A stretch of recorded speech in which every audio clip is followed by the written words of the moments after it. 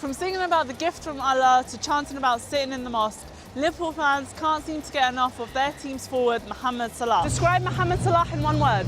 Excellent. He's awesome! Amazing. Legendary. Handsome. We love it. Take him home tomorrow. Having sent Egypt to the World Cup finals after a 28-year absence, on the banks of the Nile, he is nicknamed the Fourth Pyramid. And having scored 43 goals in 51 games, putting himself on par with the world's best, in Merseyside's Liverpool, Salah is known as the Egyptian King. The footballer's talents are universally admired, especially at a time when Islamophobia and anti-immigrant sentiment have been on the rise in Britain. After all, it was only in 2015 that Muslim Liverpool fans were labelled a disgrace for praying at half-time in Anfield Stadium. Fast forward 2 years later and enter Salah, an unashamedly proud Muslim from the Middle East. Salah can be seen cupping his hands in pre-kick-off prayer and prostrating in post-goal celebration, and all to the backdrop of thousands of fans singing about being Muslim too. To him, faith and football go hand in hand. So, is Mohamed Salah changing the way Muslims are seen here in Liverpool and beyond?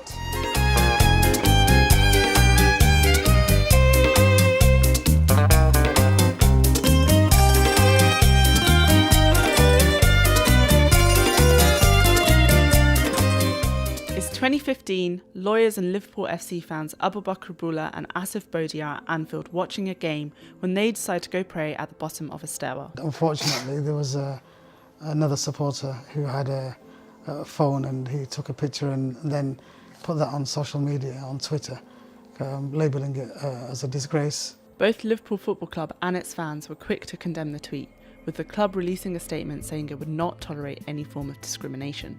And the coming years would tell a different story. But now we're seeing Liverpool fans mimicking prayer. Do you think Salah has changed and challenged perceptions of fans towards Muslims and Islam? I think to an extent he has, because a lot of the other supporters are more accepting of our praying and our behaviour. Sometimes we don't go and pray in the prayer room. If we might just pray like we did last time, near the stairwell or something, and we don't seem to bat an eyelid. So I think having Mohamed Salah. In 2016, the new main stand at Anfield included a multi-faith prayer room for its fans as part of the redevelopment. Some people might have been a bit more reserved and a bit more sort of afraid to show their faith, and because of the effect Salah's had, now they feel more emboldened, as it were, to practice their faith. We're here at an event called Red Men TV, the first platform dedicated to giving football fans a voice, and in this case, it's the Liverpool supporters. And we're about to meet the Red Men themselves, Paul and Chris.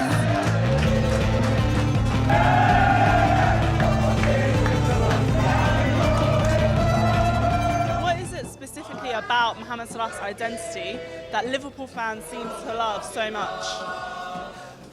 It's his goals, first and foremost. It's his, absolutely. Other than his goals, it's the fact that he's a nice guy. It's the fact that he stands for something that we haven't had at Liverpool for a long time. And he's proven people wrong each and every single day. And he's changing how people think of Muslims in the UK and probably on a wider audience as well. And, you know, there's an acceptance to Liverpool anyway, because we're a port city. So we've always had influences from all around the world. But, you know, the fact that Mohamed Salah has come over here and the way that he's dealt with the media and the way that he's dealt with everything else has just been, it's been unbelievable to watch, and it's a real pleasure to see him changing perceptions. Well, listen, we live in Brexit Britain. We live in a country now that has chosen isolationism. It's chosen to cut itself off from Europe, from the rest of the world in some regard. And there's a fear of xenophobia that comes with that. And I think the best thing about this is it shows that, you know, Mohamed Salah transcends all of that, you know, particularly, and his faith. It's not that his faith is important, it's that his faith isn't important. And, you know, and people can, you know, we live in a world where there's mainstream media, there's mainstream newspapers that promote anti-Muslim sentiments, and then you come over to this and Liverpool fans and the city of Liverpool gets tarred by those same institutions. They don't like us, and you know what, we don't care, because we are an open city, we're a multicultural city, we're a caring city, and we bring people in and we love them regardless of you know, race, creed or religion. And also it helps when the fact that Mohamed Salah is incredible at football as well.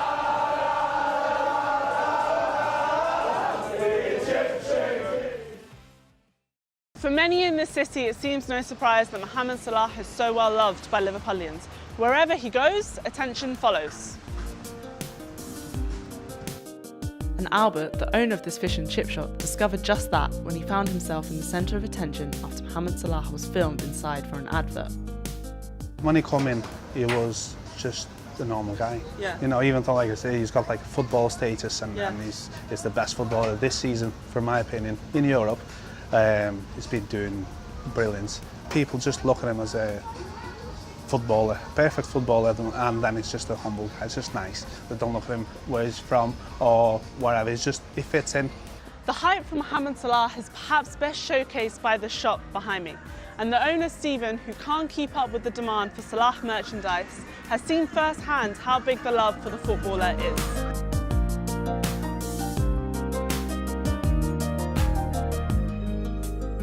Everybody wants, as they walk in the door, they always say, Mo Salah, Mo Salah. It's always Mo Salah. And how does this cardboard cutout do? This cardboard, I can't get enough of them. Yeah?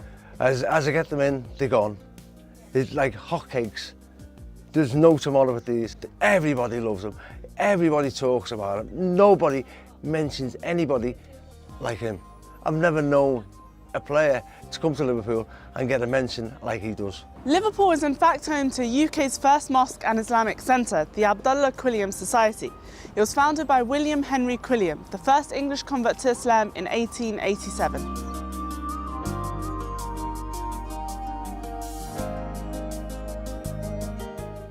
Do you think that Mohamed Salah has changed or challenged any of the perceptions towards Muslims? Normally all you'll hear through the media is the bad things about Islam. Well, Mohamed Salah just projects a whole different thing on it. He's on the other side. But when you see even the Liverpool fans now with their new song, if you've heard it before, like they'll say that if he was Muslim, they'll be Muslim too as well.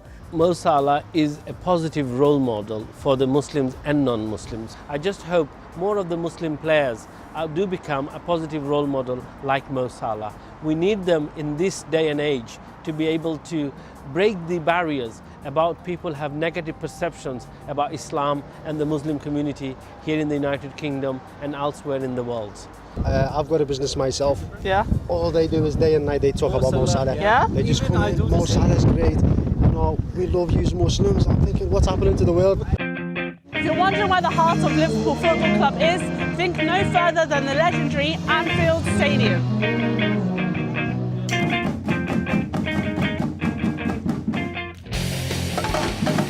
It's the last home game of the season. Mohamed Salah needs to score one more goal to break the record in the English Premier League and cement his place as a Liverpool legend. And it only takes 26 minutes. So Mohamed Salah has just scored and everyone's going crazy.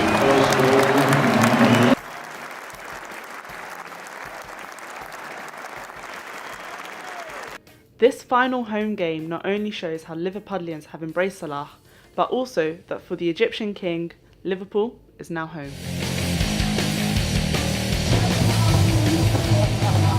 Describe Mohamed Salah in one word. We never got it. How would you describe Mohamed Salah in one word? Mohamed Salah is the Maradona of today. He is God's gift.